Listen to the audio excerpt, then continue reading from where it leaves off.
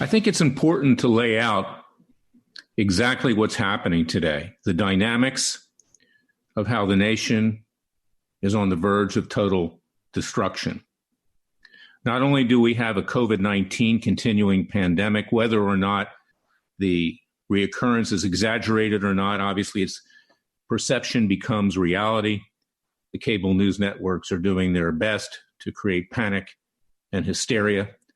The president does not have good advisors around him, disloyal people like so-called Dr. Fauci, I will call him, who's going to profit most likely from any vaccines, which will undoubtedly probably be unsafe to take if they're rushed too quickly, and unsafe in general, according to my client, Judy Mikovits, the author of Plague of Corruption. And we have, of course, the matters concerning the radical left's looting, burning, maiming, killing in our streets, which continues on and on.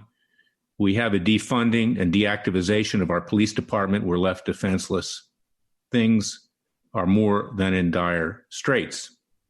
Now, what makes this even more scary is that our industrialists and the media, moguls and the empires and the corporate world is now uniting behind the radical left because they're cowards. Okay, these corporations controlled mostly by white people, just call them a racist. They run for the exits and they're throwing in the towel, whether it's Walt Disney with regard to taking Song of the South off of rides and shutting them down, signing First Looks agreement with Colin Kaepernick, former racist quarterback of the San Francisco 49ers, for his life story. We're now to deify that. Whether it's the NBA with writing Black Lives Matter on the courts and letting the players put whatever disparaging remark they can towards whites and others on their jerseys. Whether it's the NFL and having two anthems, one for Americans in general and one for radical African Americans who don't recognize this country, and that's why they kneel. I can go on and on and on. But what happened in Nazi Germany? It was the industrialists, the corporations, that rallied around Hitler when he seized power. It was Deutsche Bank that financed the concentration camps. By the way, they attempted to loan money to the Clintons to buy their house in Chappaqua during the Clinton years, and I killed that one. It was BMW. It was Mercedes. It was others in the industrial sector that kept Hitler afloat and furthered the killing of millions and millions of people worldwide. Now we have our own corporations and other special interests, labor unions and others, rallying around the destruction of this country, trying to divide it more by racial terms. This is the dire straits that we are in. And what do we have with regard to President Trump? Now, I support the president. Like I said, I'm critical. I'm not here to be a groupie cheerleader like Sean Hannity. I'm here to tell the truth because I want the president to succeed. And I want this country to be saved. But you know what? It depends on us. It doesn't depend on even him. But what he needs to do is to be stronger. He needs to take control of the police departments and assure them that they're going to be respected and paid. He can, in effect, order the police to do their job and to free them up of all these regulations that are putting them at great risk. He can take action with regard to China. Now, yesterday he signed a piece of legislation that was actually created by the Democrats and Pelosi to potentially sanction China, individual leaders in China. But it's potential. He didn't sanction anybody yesterday. And there's no showing that he will in the future. It is Freedom Watch that's brought class actions against the Chinese. It is Freedom Watch that has brought criminal complaints against the communist Chinese, not the Chinese people. They're good people, particularly Chinese Americans. Over 30% who have signed up for our class action lawsuit against the communist Chinese leadership are Asian Americans and Chinese Americans. It's the evil Chinese leadership. But now's the time for action, not talk. And the only action the president has taken was to commute the sentence of Roger Stone, which was exactly the wrong thing to do. Because if he claims to be the law and order president, he doesn't let somebody off the hook, for the most part, who committed 7 felony counts, 5 of perjury, 1 of witness tampering, and 1 of obstruction of justice. I don't care who you are. And it doesn't leave Comey Clapper, Brennan, the Clintons, Bidens, and everybody else unaccountable because we're holding them accountable at Freedom Watch with our citizens' grand juries.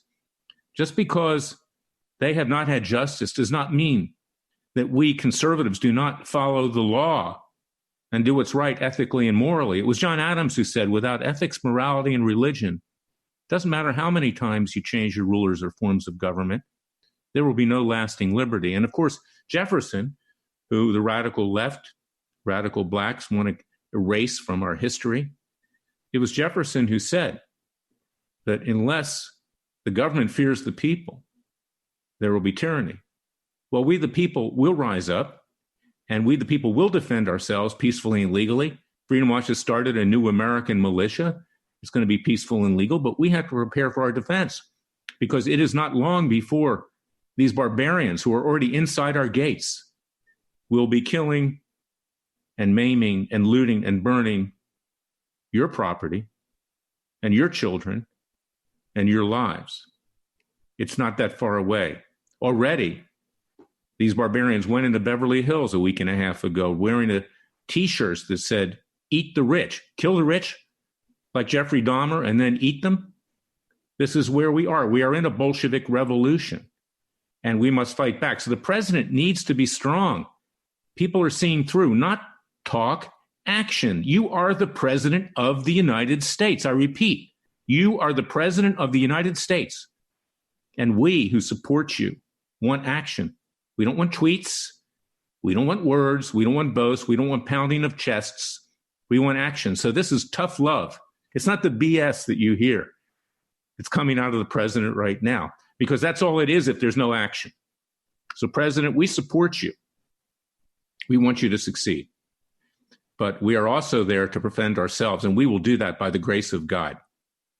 And that's the reason for the new American militia, peaceful and legal. It's what we do at Freedom Watch. It's peaceful and legal, and it's a new American revolution. It's a counter-revolution at this point to save this country. So share this podcast far and wide.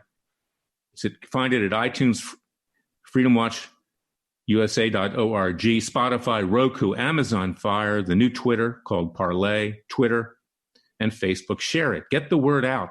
It's not the time to be a cheerleader. It's the time to tell the president, because we love him, to do the right job. Cut the words, take action along with Freedom Watch. And that's what we need to be doing. So go to our website at freedomwatchusa.org. Sign up for our citizens' class actions against the communist Chinese, our criminal complaints in The Hague, our class actions against social media, many of the things we're doing. We have a lawsuit that's going forward against Antifa, the domestic terrorists. Even the Ninth Circuit allowed it to go forward just the other day. We need your help. We need your tax-deductible contributions. This is expensive, and it's risky. And Clayman and Freedom Watch and you are willing to take risks. Our founding fathers pledged their fortunes, their sacred honor, and risked their lives to found a new nation. We now have to do the same. God bless you. God bless America. Stay safe. And I'll be back tomorrow with another special podcast. Until then, thank you for listening to me.